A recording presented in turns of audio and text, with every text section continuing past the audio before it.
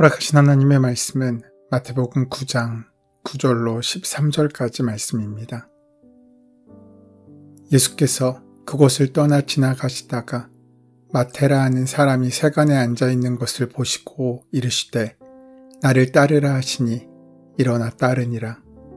예수께서 마태의 집에서 앉아 음식을 잡수실 때에 많은 세리와 죄인들이 와서 예수와 그의 제자들과 함께 앉았더니 바리새인들이 보고 그의 제자들에게 이르되 어찌하여 너희 선생은 세리와 죄인들과 함께 잡수시느냐. 예수께서 들으시고 이르시되 건강한 자에게는 의사가 쓸데없고 병든 자에게라야 쓸데있느니라. 너희는 가서 내가 긍휼을 원하고 제사를 원하지 아니하노라 하신 뜻이 무엇인지 배우라. 나는 의인을 부르러 온 것이 아니요 죄인을 부르러 왔노라 하시니라. 오늘 본문인 마태복음 9장 9절부터 13절의 말씀은 세리 마태를 부르신 일과 그 후에 벌어진 갈등에 대해서 보여주고 있습니다. 주님은 길을 가시다가 세간에 앉아있는 마태를 보시고 나를 따라오라라고 이르셨습니다. 예수님 당시 이스라엘은 로마의 식민 지배하에 있었습니다. 식민 지배하에서 로마의 통치를 돕는 이들이 생겨나야 했고 그들 가운데 대리 집권자를 대어야 한 대표적인 부류가 바로 세리였습니다. 세리란 세금을 거두어서 로마에 바치는 역할을 하는 사람들입니다. 로마 제국의 하청을 받아 세금을 걷는 일을 대행하고 있던 세리들은 당시 식민지의 어려운 삶을 살고 있던 사람들의 분노와 증오의 대상이 되었습니다. 당시 세리는 대표적인 매국노의 부류였기 때문입니다. 이 세리에도 두 종류가 있었는데 하나는 갓바이라 불리는 세리로 일반 세금을 거두는 자들이었고 또 다른 하나는 무역 혹은 길 등 통행관세를 매기던 세리였는데 그들은 모케스라고 불렸습니다. 마태는 후자에 속한 사람으로 갓바이보다 훨씬 더 많은 권력과 돈을 갖고 있었지만 훨씬 악랄하다는 평판을 들은 부류의 사람들이었습니다. 그들은 제국이 할당한 세금 외에도 자기의 몫을 챙기기 위해 주민들에게 과중한 세금을 부과하곤 했습니다. 공권력을 등에 업은 그들을 함부로 대할 수는 없었지만 사람들은 그들을 수치와 혐오의 대상으로 바라보았습니다. 수전노, 반역자, 악질 같은 부정적인 말들이 마치 그림자처럼 그들을 따라다녔습니다. 그러하기에 세리는 당시 부정적인 사회적인 평판을 듣고 살았습니다. 그들은 나라를 팔아먹은 매국노로 창녀나 이방인 같은 죄인으로 취급받았습니다. 그들은 천민같이 상종 말아야 할 또한 거짓의 사람이라고 받아들여져서 재판장의 증인이 될 수도 없었으며 남의 죄를 고발할 권리도 없었고 하나님의 성전에 출입도 못했고 또한 그들의 재물은 불의한 돈이기에 헌금도 낼 수 없었으며 마치 접촉할 수 없었던 문둥병자와 같은 취급을 받았습니다.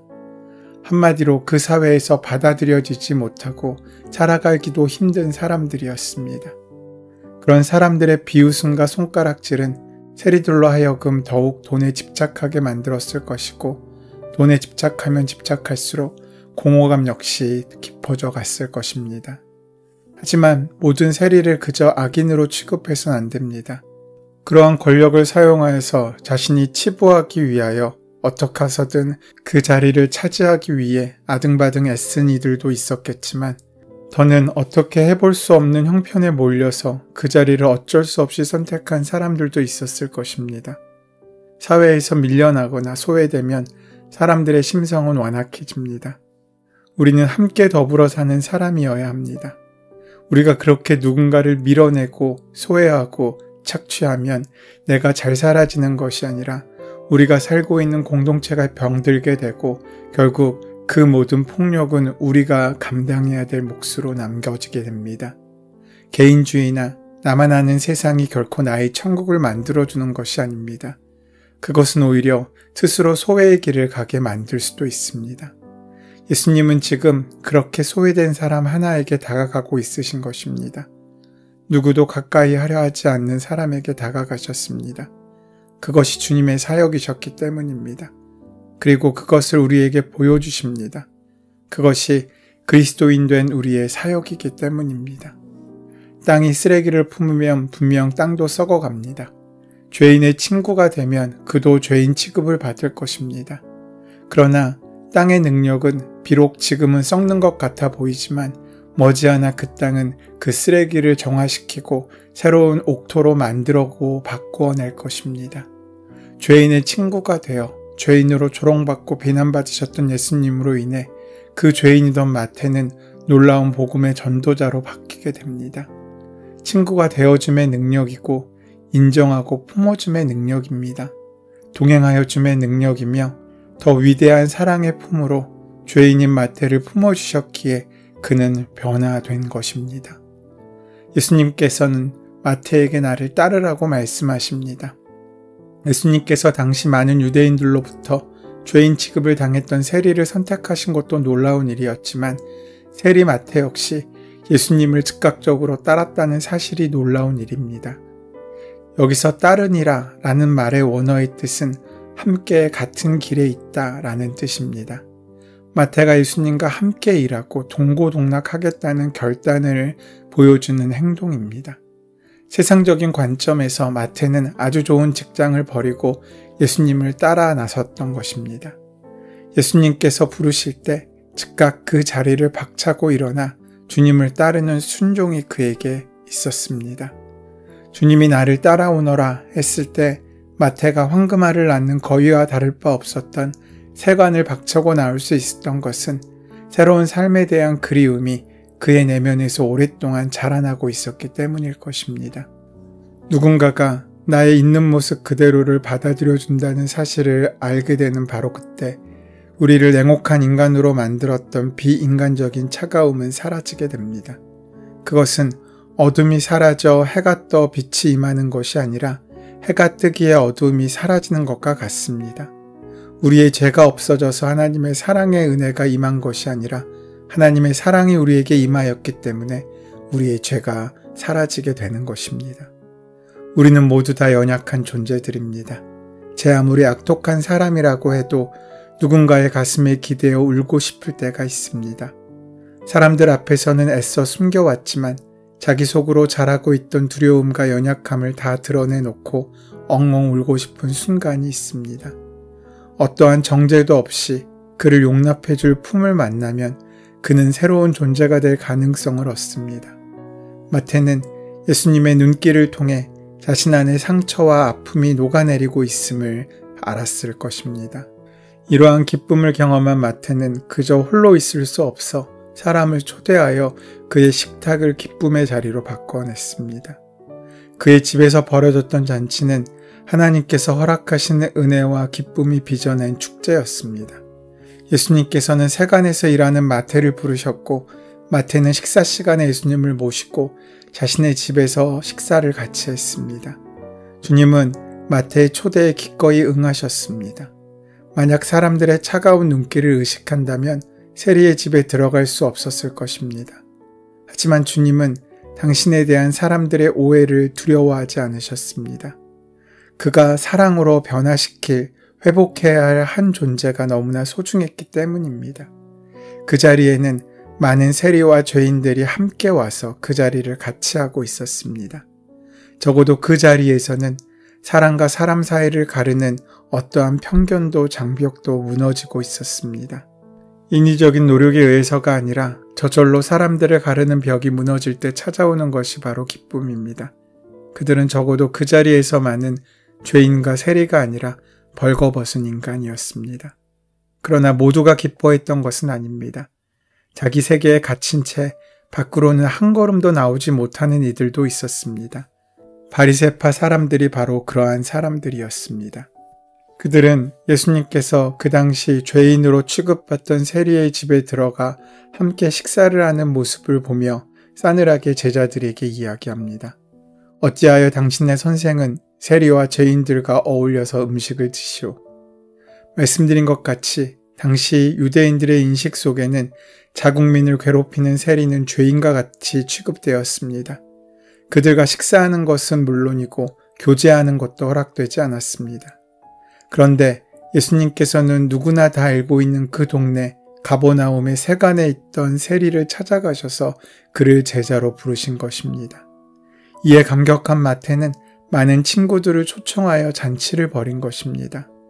모든 유대인들이 멸시하고 상대도 해주지 않는데 예수님이 자신을 찾아와 부르신 것은 마태에게는 그 세상 어떤 것보다 존중받는 대접이었습니다. 그 자리에는 마태의 동료인 세리와 당시 죄인 취급당했던 사람들이 함께 동석했을 것입니다. 예수님은 제자들과 함께 들어가셔서 많은 세리와 죄인들과 함께 식사를 하신 것입니다. 이를 달갑게 여기지 않았던 바리새인들이 예수님의 제자들에게 어찌하여 너희 선생은 세리와 죄인들과 함께 잡수시냐고 비난하고 있는 것입니다. 그들은 예수님을 인정할 수 없었습니다. 만일 예수님이 경건한 사람이라면 세리와 죄인들과 어울려서 음식을 먹진 않았을 것이라고 생각했기 때문입니다. 그들은 탕자의 비유에 등장하는 큰아들처럼 문 밖에 앉아 잔치에는 참여하지 않고 그저 불퉁거리며 불만을 토로하고 있었던 것입니다. 그들의 생각은 굳어 있습니다. 자신의 익숙한 세계에만 머물렀을 때 새로운 구원의 사건이 일어날 가능성은 거의 없습니다. 새가 알을 깨고 나와야 하는 것처럼 우리는 가끔 우리의 알을 깨는 고통을 능동적으로 받아들여야 합니다. 그래야 우리의 지경이 넓어지고 우리가 더 큰 사랑의 품이 되어 누군가를 사랑으로 품어줌으로 그를 변화시킬 수 있는 능력의 사람으로 세워질 수 있게 되는 것입니다. 율법과 전통을 철저하게 준수한 자는 바리새파 사람들의 자부심이야말로 오히려 그들을 가두는 철창이 됩니다. 그들은 예수님과 더불어 시작되는 하나님의 새로운 구원 이야기에 자신의 마음을 열 수가 없었습니다. 그 이야기는 낯설었기 때문입니다. 어느 사회에서나 낯선 것은 되게 위험한 것으로 취급됩니다. 바리새인들은 자신들이 죄인이 아닌 것과 죄인들과 함께하지 않으므로 자신들의 거룩함을 지키고 있다고 생각하였기 때문에 예수님과 제자들의 행동을 비난하였습니다. 바리새인들이 율법적 명분과 이치를 따지며 율법의 정신과 사람에 대한 긍휼의 마음보다는 전통과 그들의 체제를 앞세우는 것을 보시고 그들의 구습과 사고방식을 지적하시면서 예수님께서는 당신이 오신 목적을 밝히십니다. 주님께서는 바리새파 사람들의 질문에 삼중적으로 대답하십니다. 건강한 사람에게는 의사가 필요하지 않으나 병든 사람에게는 필요하다. 내가 바라는 것은 자비요 희생제물이 아니다. 하신 말씀이 무슨 뜻인지를 배워라. 나는 의인을 부르러 온 것이 아니라 죄인을 부르러 왔다. 스스로 건강하다, 의롭다 하는 이들은 언제나 다른 이들의 불의함과 자신들의 의로움의 차별성을 강조하려고 합니다. 그들은 자기들의 의로움을 드러내기 위해서라도 죄인과 세리가 꼭 필요합니다. 그러면서 죄인과 세리의 죄는 과장되고 자신의 의로움은 부풀려집니다. 그들은 언제나 비웃고 정죄할 이들을 창조합니다. 그러면서 자신의 의로움과 거룩함을 뽐내고 살아가는 것입니다. 어찌 보면 그들 역시 불쌍한 사람들입니다.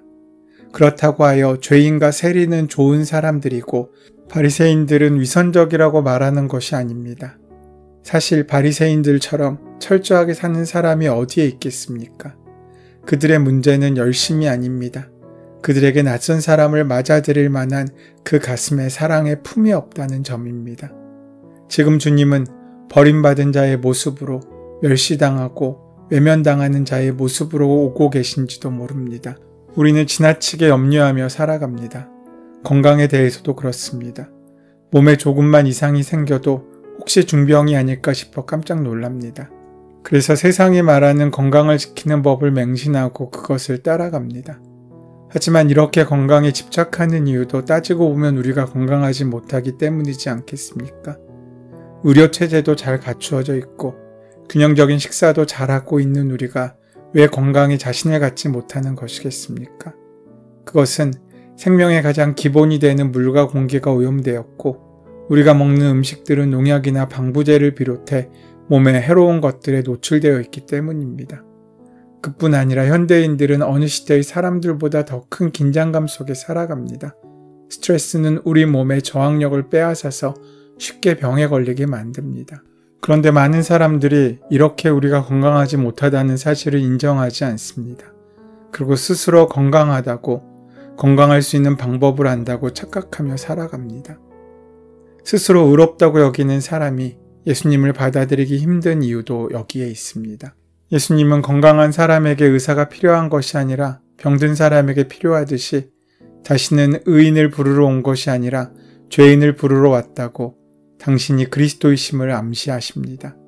자신은 죄인이 아니라 의인이라고 생각하는 그들은 자신의 율법과 전통 안에 갇혀 메시아께서 하시는 일을 보지 못한 사람들입니다. 예수님을 믿는다는 것은 그저 내 안에 갇혀 내가 옳은 대로 행하는 삶을 살아가는 것이 아닙니다. 어려운 상황 가운데 도망치는 것도 아닙니다. 하나님의 은혜를 기억하며 순종함으로 인생을 새롭게 열어 시작하는 일입니다. 그것이 하나님이 우리를 부르신 이유입니다. 우리 모두가 우리를 부르시는 하나님의 음성을 들으면서 잔치를 베푸시는 축복의 신앙을 함께 나누며 누리는 은혜가 함께하게 되시기를 소원하고 축원합니다. 은혜의 주님, 우리를 사랑하셔서 이 땅에 오신 주님의 귀한 사랑으로 오늘 우리의 삶 가운데 찾아오셔서 우리를 긍휼히 여기시는 그 마음으로, 그 권세로 역사하시고 인도하여 주시옵소서. 그래서 세상의 풍조가 아닌 주의 말씀을 따라가는 우리의 인생이 될 수 있도록 동행하시고 함께하여 주시옵소서. 예수님의 이름으로 기도드립니다. 아멘. 이제 오늘 이 아침 우리에게 허락하신 오늘 본문의 말씀이 사순절 귀한 여정 가운데 있는 우리의 마음과 삶 가운데 들려주시는 하나님의 음성으로 만나지기 위하여 함께 본문을 깊이 묵상하시고 기도하시는 시간 가지도록 하겠습니다. 함께 기도합니다.